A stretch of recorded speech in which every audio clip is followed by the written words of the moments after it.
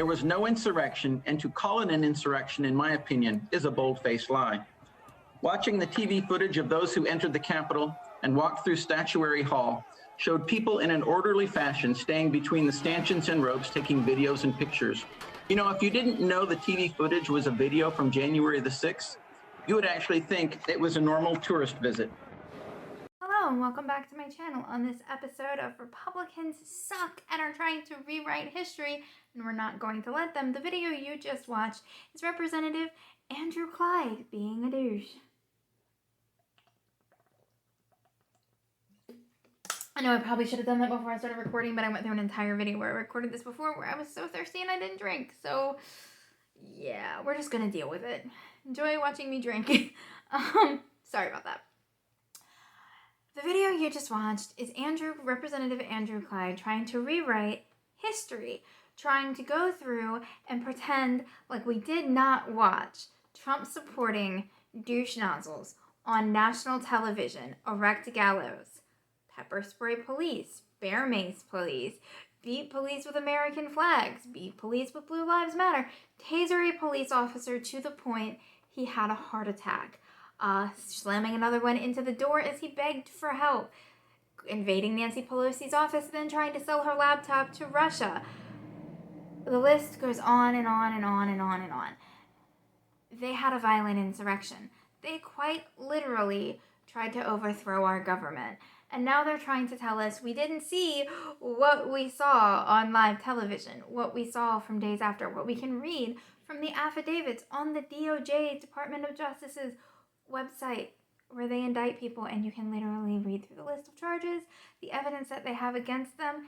It's all there. We didn't see pictures of men with flexi cuffs on the Senate floor. We didn't see them hunting the halls for Nancy Pelosi. We didn't witness Ashley Babbitt being shot for getting entirely too close to members of Congress and ignoring direct orders. Like, we didn't see all of that. Like, that didn't happen.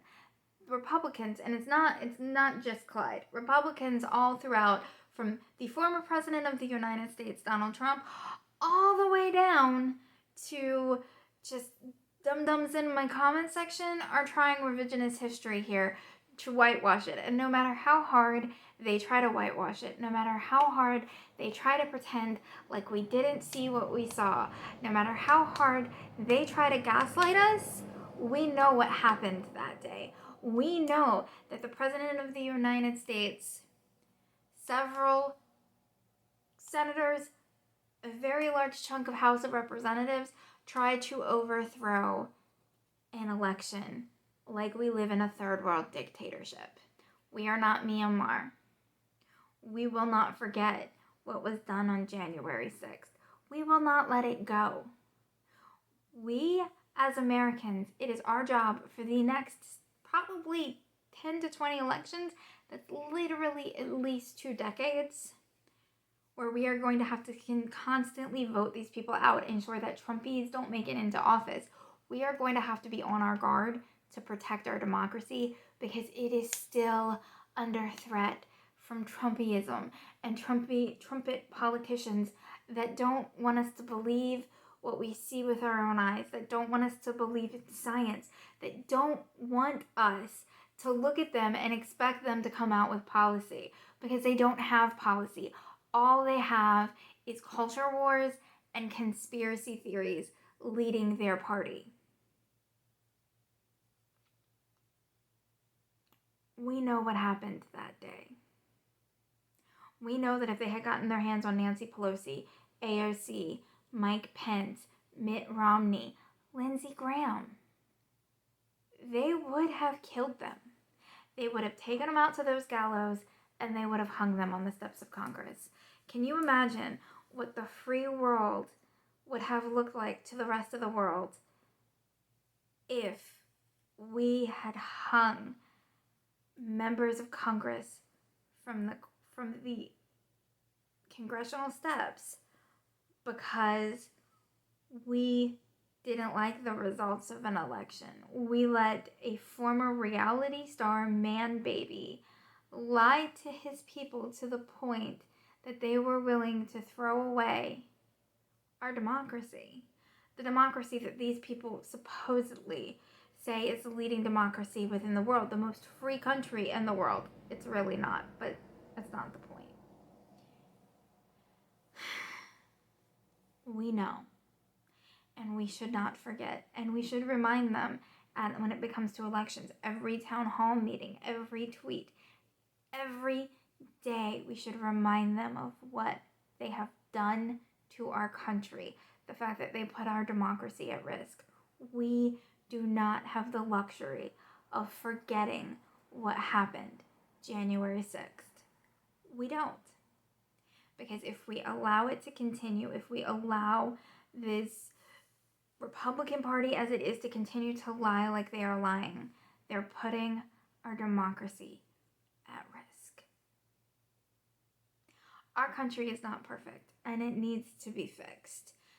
From our systemic racism problem to our lack of education, to our failing infrastructure, to our voting rights restrictions, we need to fix it.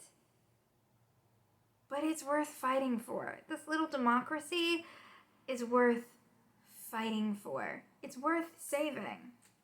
I know there are some people that completely want to throw it out. I'm not one of those. I am a democratic socialist, but I don't want to throw out our Constitution. I want to fix it. It was designed to be a living document, and I desperately would like for us to move in that direction, not backwards.